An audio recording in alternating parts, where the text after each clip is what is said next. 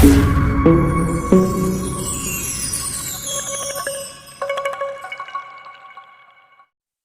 दोस्तों, तो आज हम लोग देखने वाले हैं ऑप्टिक्स का पार्ट 2।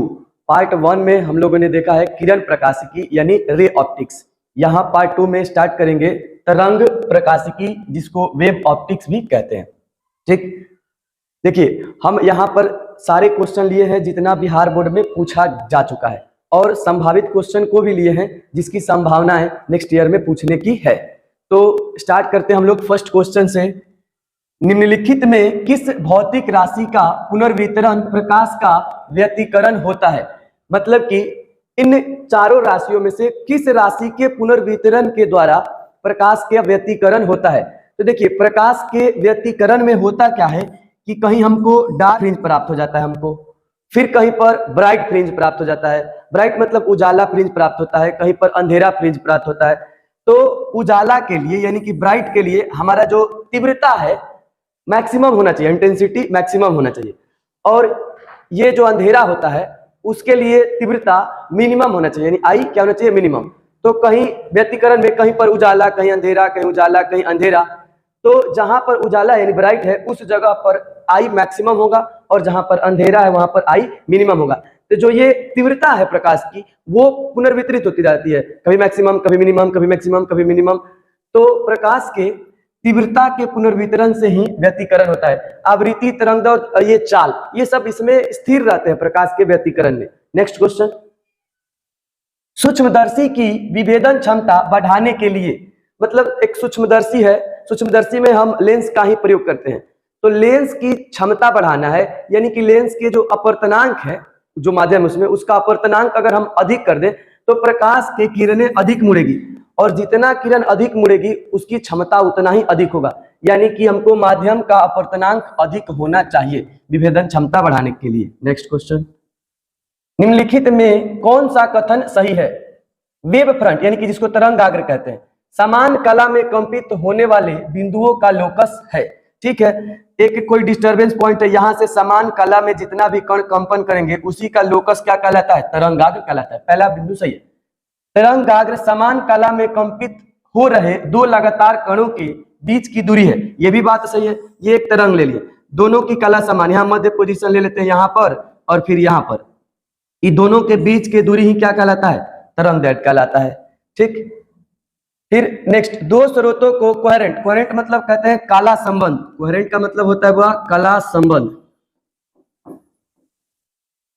कला संबंध होने के लिए उनकी आवृत्ति समान होना चाहिए। जी बिल्कुल, आवृत्ति समान होना चाहिए, और जो उनके कलांतर है वो नियत रहना चाहिए। यानी कि इसके ऊपर किसों के तीनों ये कथन सत्य है। नेक्स्ट क्वेश्चन, हाइगेंस के अनुसार प्रकाश की तरंगे होती है। देखिए, हाइगेंस के अनुसार प्रकाश के जो तरंगे होती है ना, वो यांत्रिक तरंग होती है, और यांत्रिक तरंग उसको कहते हैं जिसको गमन करने के लिए एक माध्यम की आवश्यकता होती है। तो प्रकाश यांत्रिक होती है, और इन्होंने बताया कि प्रकाश अनुदैर्ध्य तरंग भी है, जो कि गलत है।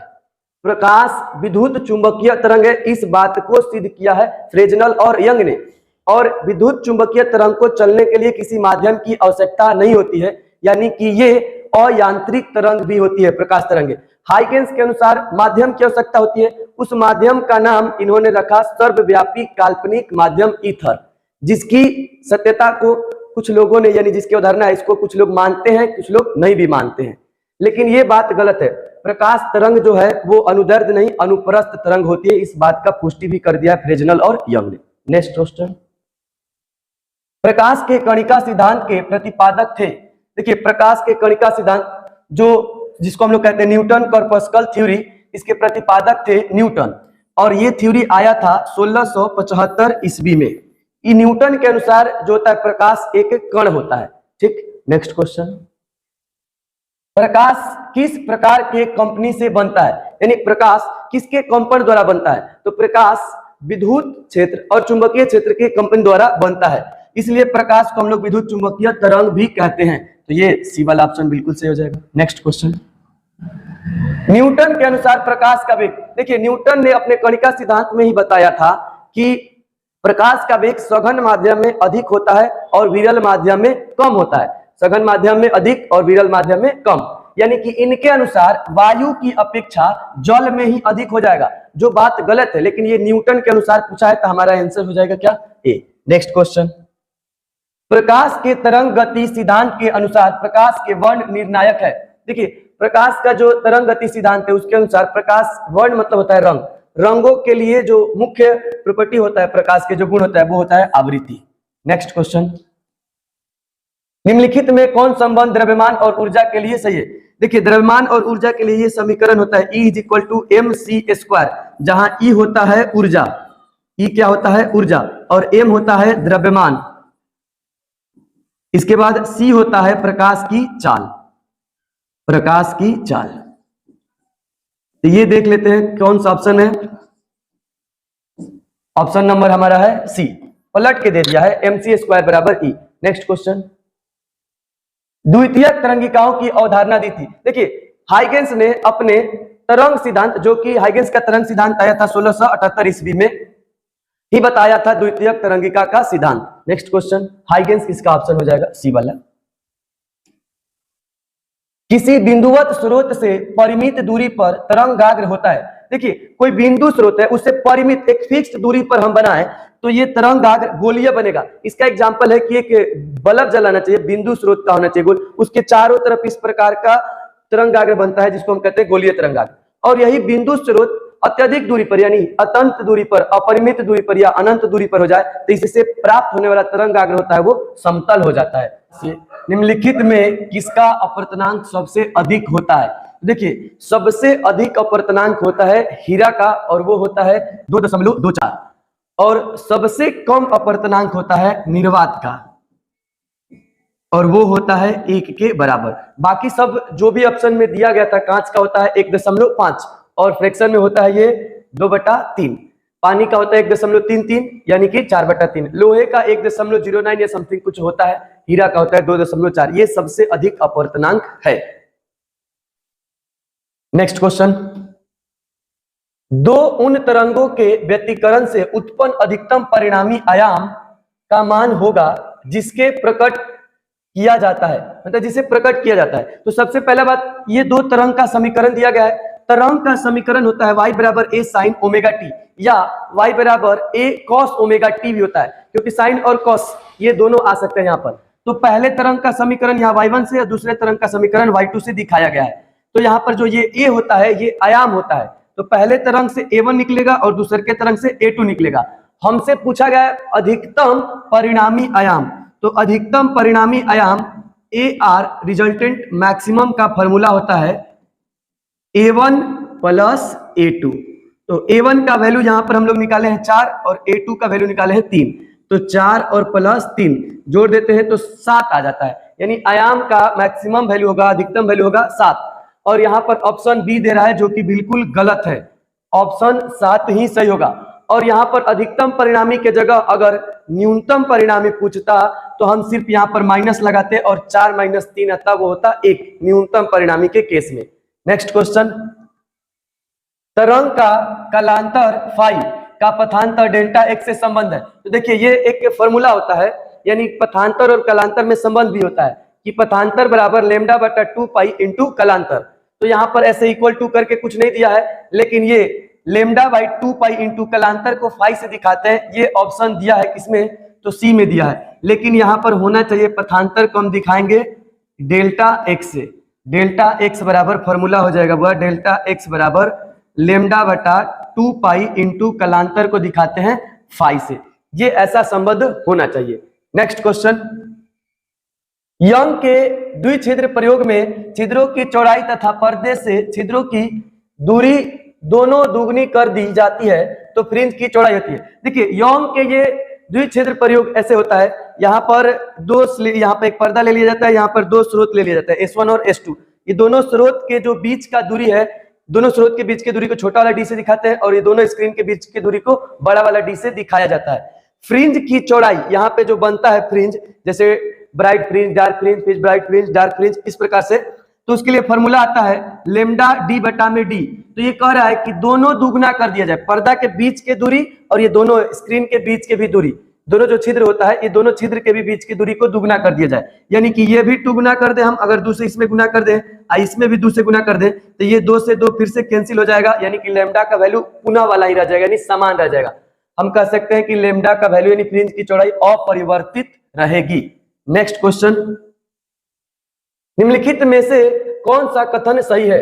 लायर्ड मिरर एक्सपेरिमेंट में सेंट्रल ब्राइट फ्रिंज गायब हो जाता है। देखिए वह ये एक्सपेरिमेंट किया था हम्फ्री लायर्ड द्वारा हुआ था, जिसमें सेंट्रल ब्राइट जो बीच का जो ब्राइट वाला फ्रिंज होता है वो गायब हो जाता है। ये एक्सपेरिमेंट 1834 में हम्फ्री लायर्ड द्वारा किया गया था। तो ये तो बिल्कुल सही है, और ये भी पूछा था, बाकी के भी ऑप्शन देख लेते हैं, यही सही होगा। इनकोहेरेंट स्रोत से भी सस्टेन्ड इंटरफेरेंस यानी कि व्यक्तिकरण प्राप्त किया जा सकता है। तो सबसे पहले बात, इनकोहेरेंट कहिए या नॉन कोहेरेंट कहिए, जिसको हिंदी में कहते हैं काला संबंध, अकाला संबंध।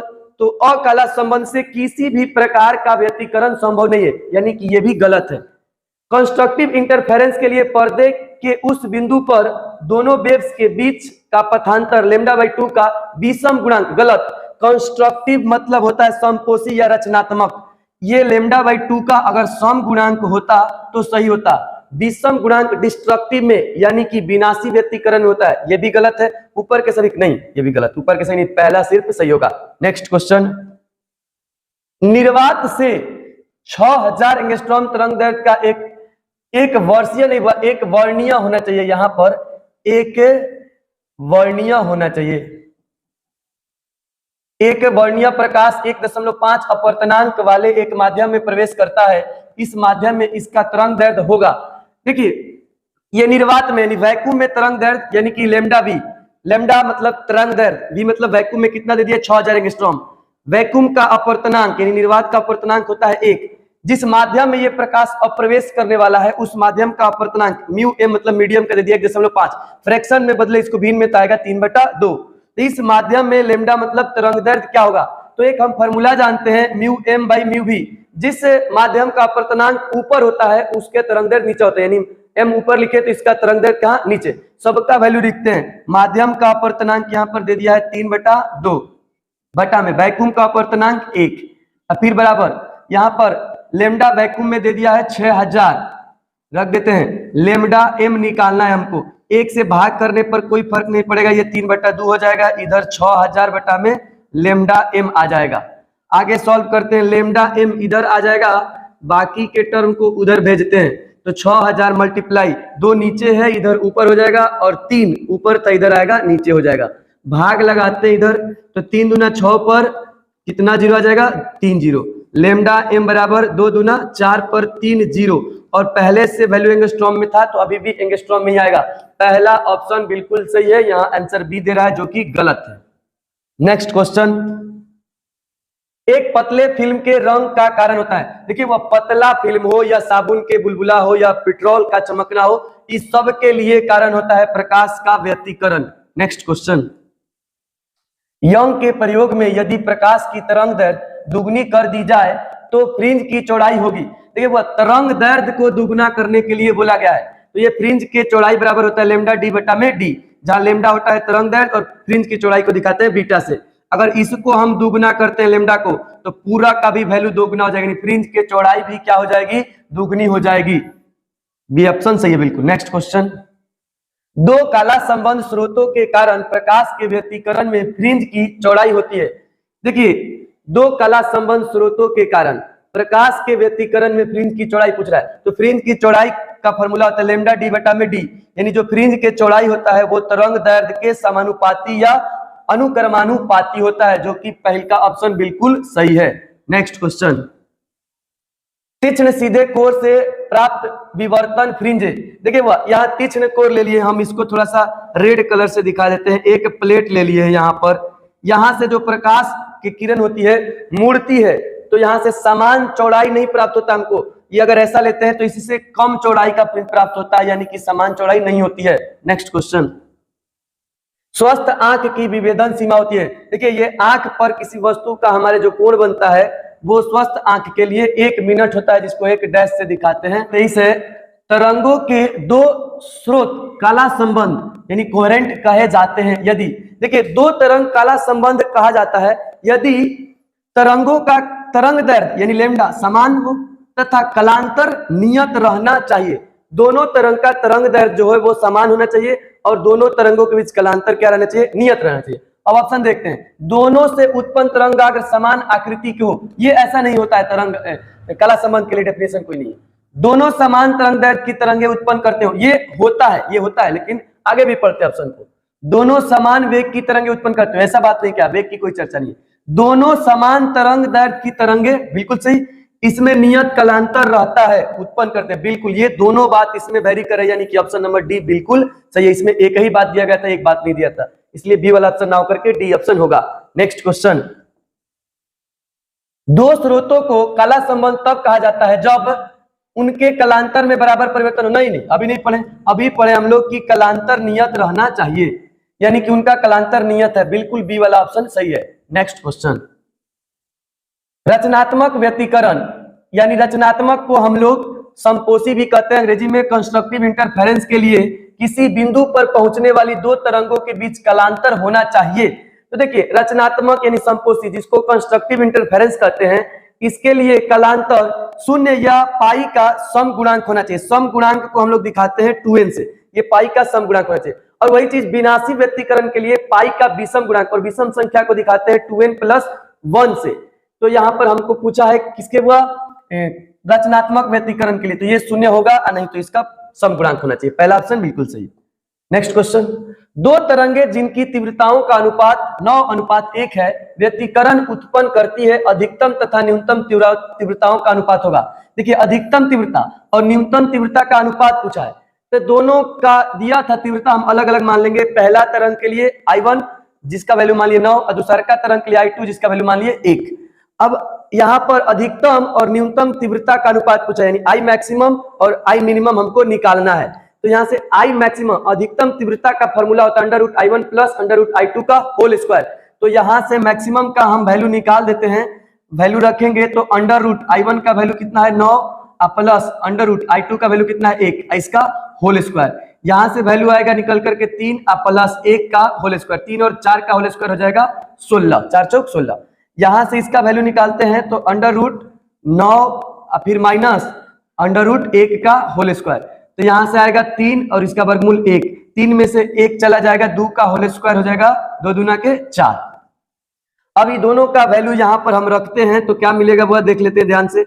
मैक्सिमम वाला निकल के आया 16 और मिनिमम वाला निकल के आया 4, भाग लगाते हैं तो 4 चौक 16, 4/1 यानी कि 4:1, बिल्कुल सी वाला ऑप्शन सही है। नेक्स्ट क्वेश्चन, यंग के द्वि स्लिट प्रयोग में संपोषी व्यतिकरण उत्पन्न करने वाली तरंगों के बीच पथांतर का मान नहीं होता है। ध्यान दीजिएगा, वह यहाँ पर पथांतर का मान नहीं होता है।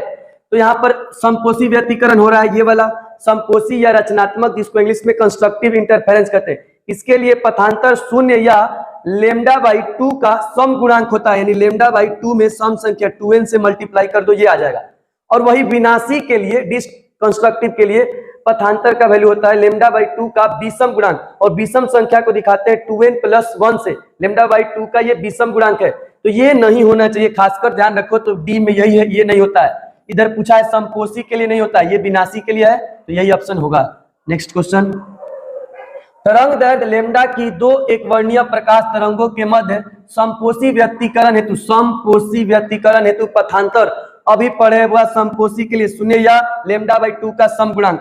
λ/2 में जब सम संख्या यानी 2n से मल्टीप्लाई करोगे 2 से 2 कट जाएगा, यानी n λ। पहला ऑप्शन बिल्कुल सही है। नेक्स्ट क्वेश्चन, विनाशी व्यतिकरण के लिए पथांतर होना चाहिए। विनाशी व्यतिकरण के लिए अभी हम लोग जस्ट देखे थे, इसमें विनाशी के लिए क्या होता है वह λ/2 का विषम गुणांक 2n+1, ये ऑप्शन जिसमें होगा वही सही हो जाएगा, बी में है, बिल्कुल बी वाला ऑप्शन सही। नेक्स्ट क्वेश्चन, दो कला संबंध एक वर्णीय प्रकाश पुंज जिनकी तीव्रताओं का अनुपात 4:1 है, एक दूसरे पर अध्यारोपित है, महत्तम और आर नहीं हुआ और न्यूनतम तीव्रताओं का अनुपात है। यानी कि दोनों के तीव्रता, पहला के लिए I1 4 मान लेते हैं, दूसरा के लिए I2 1 मान लेते हैं। हमसे महत्तम तीव्रता और न्यूनतम तीव्रता का अनुपात पूछा है, यानी I मैक्सिमम और I मिनिमम का अनुपात पूछा है। महत्तम तीव्रता यानी I मैक्सिमम, I मतलब इंटेंसिटी, मैक्सिमम मतलब महत्तम, के लिए फॉर्मूला होता है √I1 + √I2 का होल स्क्वायर, और न्यूनतम के लिए होता है √I1 फिर यहाँ पे सॉरी प्लस नहीं होता है, वह यहाँ पर हो जाएगा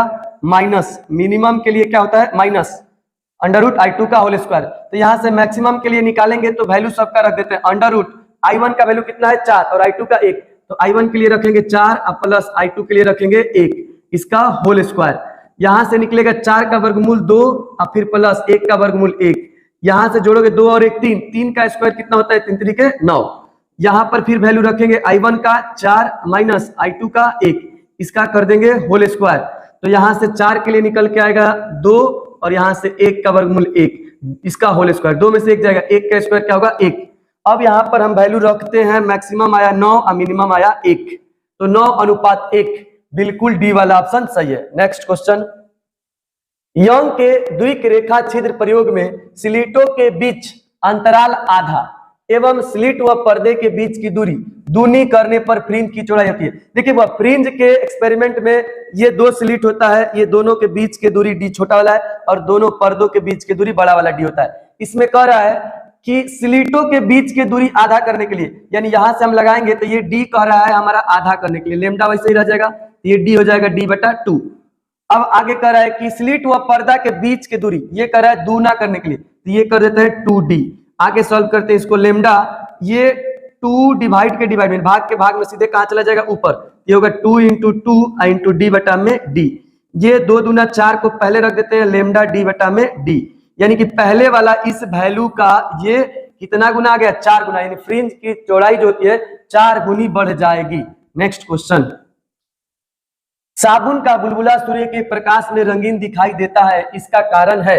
देखिए साबुन का बुलबुला हो, पेट्रोल या पतली झिल्ली का चमकना हो, इस सब का कारण होता है प्रकाश का व्यतिकरण। सी वाला ऑप्शन बिल्कुल सही है। नेक्स्ट क्वेश्चन, जब प्रकाश की किरण एक अवरोधक के किनारों से मुड़ती है तो यह प्रक्रिया कहलाती है।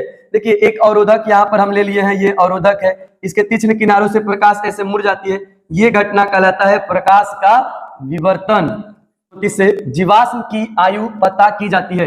देखिए जीवाश्म की आयु को पता किया जाता है रेडियो कार्बन डेटिंग की सहायता से, जिसमें कार्बन की एक समस्थानिक C6H14 का प्रयोग किया जाता है। तो कार्बन डेटिंग से ऑप्शन ए बिल्कुल सही है। नेक्स्ट क्वेश्चन, कांच की एक पट्टिका पर प्रकाश किरण 60 डिग्री के कोण पर आपतित होती है। यदि परावर्तित तथा अपवर्तित किरणें परस्पर लंबवत हो तो पदार्थ का अपवर्तनांक है। देखिए ये कांच के पट्टिका का एक हम सतह बना देते हैं, ये आपतित किरण, ये परावर्तित किरण और ये अपवर्तित किरण। यहाँ कह रहा है कि परावर्तित तथा अपवर्तित किरणें परस्पर लंबवत है, यानी कि इन दोनों के बीच का कोण 90 डिग्री है। ये अभिलंब मान लेते हैं हम यहाँ पर, तो ये आपतन कोण 60 डिग्री हो जाएगा। यहाँ पर हम लिख देते हैं कोण I बराबर 60 डिग्री। ये अपवर्तन कोण हमको नहीं पता है, लेकिन ये निकल जाएगा। इस रेखा पर बना ये आपतन कोण है, तो ये परावर्तन कोण भी कितना होना चाहिए 60 डिग्री। परावर्तन के नियम से आपतन कोण बराबर परावर्तन कोण, ये अपवर्तन कोण हमको निकालना होगा। तो इसके लिए हम क्या करेंगे, इस रेखा पर बना टोटल कोण कितना डिग्री का होना चाहिए 180 डिग्री का। तो यहां से हम कोण R के लिए वैल्यू निकालेंगे 180 डिग्री माइनस इस 60 को हटाएंगे और इस 90 को हटाएंगे R के लिए, यानी कि 60 डिग्री प्लस 90 डिग्री को हम घटा लेंगे। तो R बराबर 180 डिग्री माइनस इसको जोड़ेंगे तो ये आ जाएगा 150 डिग्री। R बराबर 150 घटाते हैं तो आएगा 30 डिग्री। दोनों कोण का वैल्यू निकल गया। अब हम एक नियम जानते हैं स्नेल का, साइन I बटा में sine R is equal to μ/2, यानी कि 2 मतलब दूसर के माध्यम का अपवर्तनांक और दूसर का हमारा नीचे है कांच की पट्टिका, पहले वाले के सापेक्ष। यहां से साइन I का वैल्यू रख देते हैं, कितना डिग्री है 60 डिग्री, और साइन R का भी वैल्यू रख देते हैं, ये कितना है 30 डिग्री। यहां से हमारे μ/2 प्राप्त हो जाएगा। सबका वैल्यू रखते हैं, साइन 60 डिग्री का और साइन 30 डिग्री का भी। साइन 60 डिग्री का वैल्यू होता है √3/2 और साइन 30 डिग्री का वैल्यू होता है 1/2, यानी μ/2 बाई 2 से बाई 2 कट जाएगा, यानी कि फाइनली बचेगा √3 बराबर μ/2। अब यहां से अपवर्तनांक कितना आ जाएगा भाई, ये √3 आ जाएगा सिर्फ। नेक्स्ट क्वेश्चन, जिस घटना से प्रकाश तरंगों की प्रकृति निर्बाध रूप से अनुप्रस्थ सिद्ध होती है वह होता है वह ध्रुवण। ध्रुवण की घटना से प्रकाश की जो गुण है अनुप्रस्थ सिद्ध होता है। नेक्स्ट क्वेश्चन, समतल ध्रुवित प्रकाश में कंपन होते हैं। समतल ध्रुवित प्रकाश में इधर का जो प्रकाश लिए ये अध्रुवित प्रकाश से, इसके कण चुंबकीय क्षेत्र में और इसके लंबवत वैद्युतीय क्षेत्र में, यानी 2 दिशाओं में कंपन करते हैं। लेकिन जब ये प्रकाश ध्रुवित हो जाती है तो इसके कण सिर्फ एक ही दिशा यानी चुंबकीय क्षेत्र में ही कंपन करते हैं। तो ऑप्शन बी सही हो जाएगा, केवल एक दिशा में। नेक्स्ट क्वेश्चन, बूस्टर का नियम है। बूस्टर का नियम है μ बराबर tan IP, जहां IP होता है ध्रुवण कोण यानी angle of polarization. Next question, इनमें कौन चयनात्मक अवशोषण द्वारा समतल ध्रुवित प्रकाश देता है? समतल ध्रुवित प्रकाश, देखो वो पोलराइड भी देता है और ये क्वार्ट्ज क्रिस्टल भी देता है, तो दोनों ऑप्शन सही हो जाएगा, यानी कि इसका आंसर हो जाएगा ये ए और बी, दोनों बिल्कुल सही आंसर है। नेक्स्ट क्वेश्चन, व्यतिकरण फ्रिंज की चौड़ाई होती है, व्यतिकरण फ्रिंज के चौड़ाई को दिखाते हैं बीटा से, इसका फॉर्मूला आता है लेमडा डी बटा में डी, जहां पर लेमडा होता है प्रकाश के तरंग दैर्घ्य और डी होता है दोनों स्क्रीन के बीच की दूरी, और ये छोटा वाला डी होता है दोनों स्लिटों के बीच की दूरी, यानी दोनों छिद्रों के बीच की दूरी। नेक्स्ट क्वेश्चन, प्रकाश किरण के तीखे कोर पर से मुड़ने की घटना को कहते हैं? देखिए, प्रकाश की किरण किसी तीखे कोर से मुड़ जाती है, यह घटना कहलाता है प्रकाश का विवर्तन। नेक्स्ट क्वेश्चन, फ्रेनेल दूरी यानी FZF का मान होता है। देखिए, फ्रेनेल दूरी क्या होता है? विवर्तन की घटना में जब प्रकाश की जो किरणें होती है फैलने से पहले, देखिए यहां से यहां तक सीधे चलिए, इसके बाद फैलने से पहले जितना दूरी तय करती है उसे ही कहते हैं फ्रेनेल दूरी, और उसका वैल्यू आता है ए स्क्वायर बटा में लैम्डा। ये एक फॉर्मूला है, फ्रेनेल दूरी FZ बराबर होता है ए स्क्वायर बटा में लैम्डा। नेक्स्ट क्वेश्चन, प्रकाश की अनुप्रस्थ तरंग प्रकृति पुष्टि करता है? देखिए, अनुप्रस्थ तरंगों की पुष्टि करता है प्रकाश के ध्रुवण की जो घटना होती है वो,